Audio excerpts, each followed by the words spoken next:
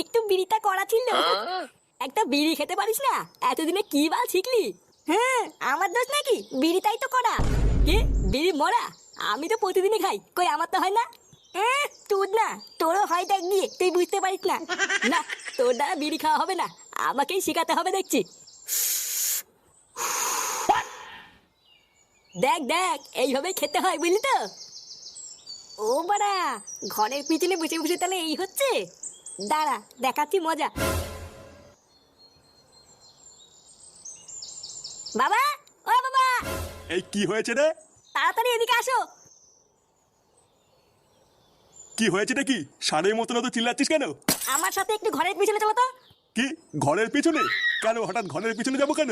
আরে চলোই না, একটা জিনিস দেখাবো। উফ, এ তো মহাজালা। আচ্ছা ঠিক আছে চল।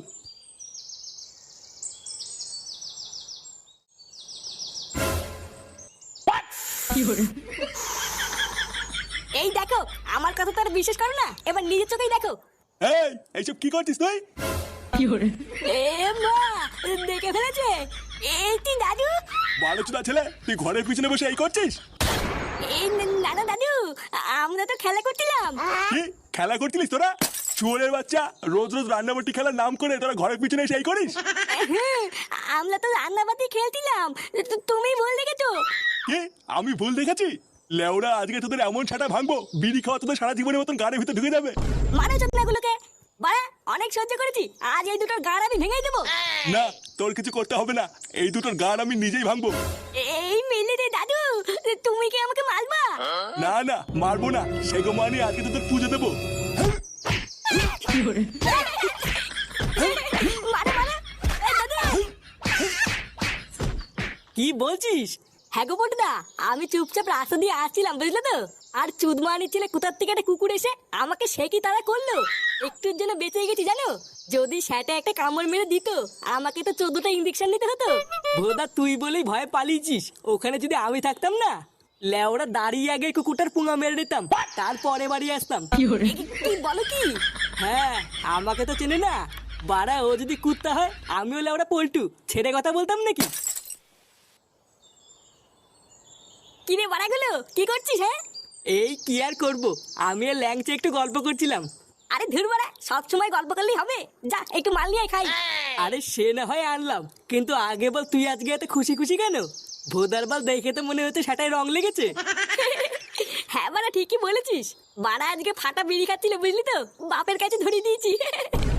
কি ফাটা বিড়ি খেতে কি ধরা পড়েছে? হ্যাঁ বাড়া হ্যাঁ, তারপরে বাপ ধরে উড়ি খেলান কেন রে। আমি তো লেওরা খুব মজা পেয়েছি। এবার তোর কপালে চোদন আছে রে ফুটো। মানে আমার কপালে এবার চতুন থাকতে হবে কেন? বারার বাল, তুই ফাটাকে বিড়ি খেতে কি ধরিয়ে দিয়েছিস? আমি শিওর ফাটাতের প্রতিশোধ নেবেই। বাড়া তো দাদুকে নিয়ে পুরো থেতে করে দিয়েছে। লেওরা, এটা কি তো দাদু ঠিক করলো? আমার গায়ে হাত তুলে ঠিক করলো? হ্যাঁ, বালা মেন বালচুদা হচ্ছে আমার বাপটা। বালের তুদ মানে ধ্যান দে বাপ, দাদুর কাছে আমাদের থাপ খাওয়ালো। ডালা কেউতে তুই চিন্তা করিস না, বালার বালের প্রতিশোধ তো আমি নেবই। তারপর চোদনা দিলে বুঝবে এই ফাতা কি জিনিস। কে তুই চোদনা? আরে ধুর, কেন চোদার বাল, আমি কেন চোদনা হবো? লেওরা শুধু আর বাল শোনে।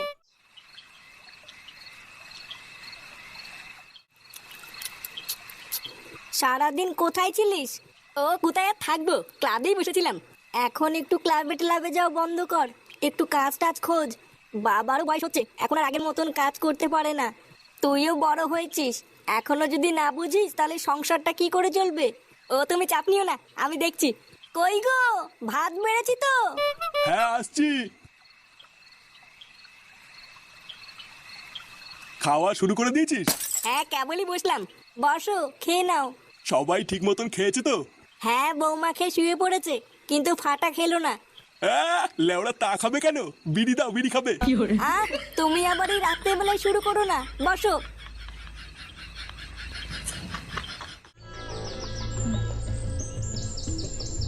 হরিওম হরিওম, চিন্ট পাক ডম ডম। এই কে রে? এই কি সাধু বাবা, আপনি আমার বাড়িতে পায়ের ধুলো দিয়েছেন? চিন্ট পাক ডম ডম। আমি এখান দিয়েই যাচ্ছিলাম রে বৎস, হঠাৎ একটু জল খাওয়ার জন্য তোর বাড়িতে এলাম। চিন্ট পাক ডমডম। আমার কি সৌভাগ্য, আপনি আমার বাড়িতে জল খেতে এসেছেন। কই গো গিন্নি, এই দেখো কে এসেছে। আসুন আসুন বাবা, ভিতরে আসুন ভিতরে আসুন।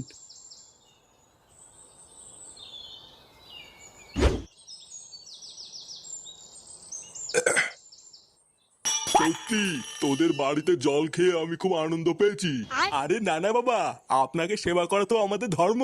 শোন, তোদের ওপর খুশি হয়ে আমি তোদেরকে একটা পুরস্কার দিতে চাই।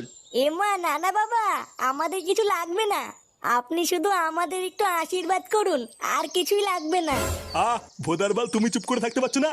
লেওরা দেখছে বাবা কিছু দিতে চায় আর উনি নেবে না। আপনি কিছু মনে করবেন না বাবা, আমার বউ কিছু বোঝে না। আপনি আমাদের যা দেবেন আমরা তাই মাথা পেতে নেব। ক্রিং ক্রিং ছট, চিন্টা পাক ডমডম। এই নে, এই জাদুই ঘটিটা ধর। এই ঘটি থেকে একটুখানি জল যদি কারোর ওপরে ছিটিয়ে দিস, সে অমর হয়ে যাবে। চিন্টা পাক ডমডম। নে বাবা, এটা নিয়ে যা।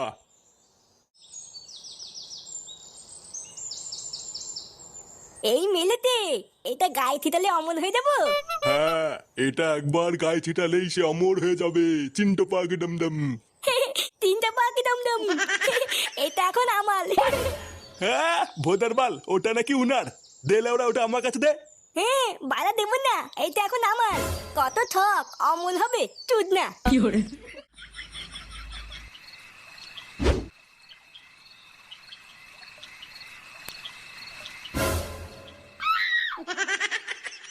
লেওরা এই সুযোগ, চোদনাটা ঘুমাচ্ছে, মাথার কাছ থেকে টুক করে ঘটিটা তুলে নিয়ে আয়। আর যদি জেগে যায়? বাড়া জেগে গেলে আবার কি করবি? এক ঠাপ দিয়ে আবার ঘুম পাড়িয়ে দিবি। কিন্তু যে করেই হোক ওই ঘটিটা আমাকে আজকে পেতেই হবে। তুই নিয়ে আয়, বুঝলি? আমি বাইরে গিয়ে দাঁড়াচ্ছি।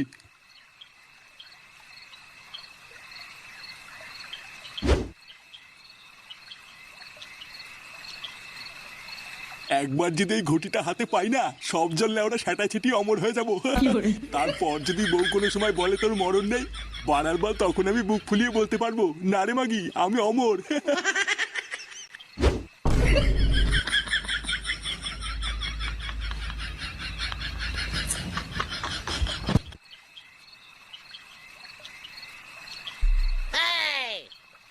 এই তো নিয়ে এসছিস?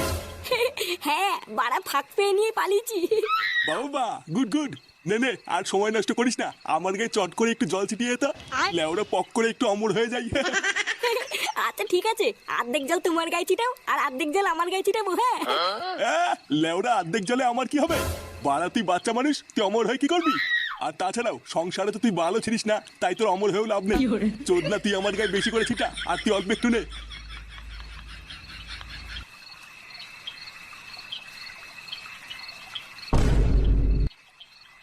এ কি গা চুলকাচ্ছে কেন এত? কি রে, গা চুলকাচ্ছে কেন এত?